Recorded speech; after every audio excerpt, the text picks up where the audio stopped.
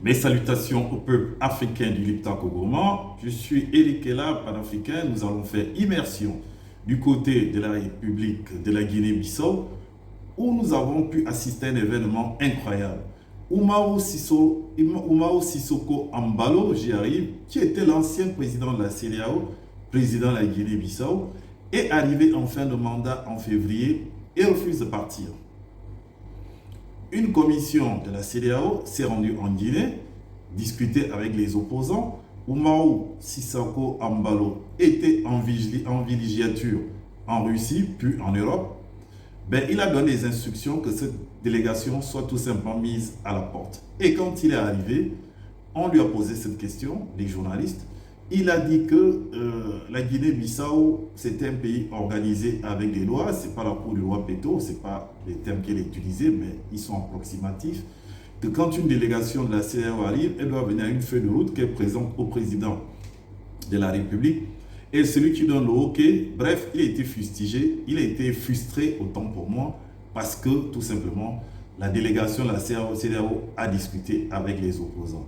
Il a repoussé l'élection présidentielle en novembre 2025, ce qui est une aberration. Voilà ce que nous produit la CEDEAO. Et c'est cet homme qui avait mené le combat pour sanctionner les PD, l'AS, soi-disant que c'est des coups d'étatistes qui ne respectent pas la loi. Mais lui, à son tour, il n'arrive pas à respecter sa propre constitution qui disait que son mandat arrive à la fin en février.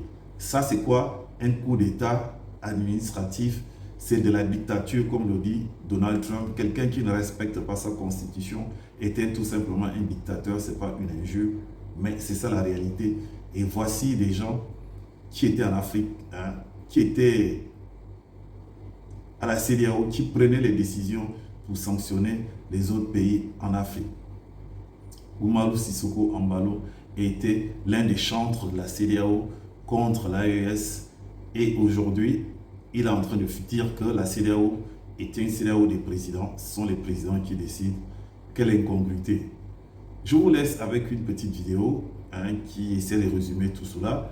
Moi, je vous dis au revoir pour un prochain podcast et que Dieu vous bénisse depuis vos différentes positions. Bien sûr, je serai candidat à ma propre succession. Alors, et je vais gagner aussi au premier tour. D'accord. Qu'est-ce qui justifie ce départ précipité de cette mission de la CEDEAO?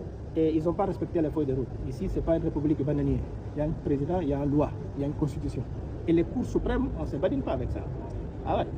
Merci. Monsieur Umaro Sissoko Embalo doit être conscient du fait qu'il est le dépositaire d'un lourd héritage et de plusieurs sacrifices qui ont fait la renommée de cette organisation. Je serai candidat à ma propre succession. La dynamique ayant fait la grandeur de la CEDEAO ne doit pas être brisée.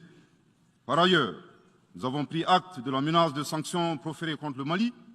Et loin d'être impressionné par des sanctions, je voudrais signaler au président en exercice de la CEDEAO qu'à la fin de son mandat, les peuples ouest-africains le jugeront sur les efforts qu'il a fournis pour améliorer les conditions de vie des populations et non des shows médiatiques servant des agendas étrangers.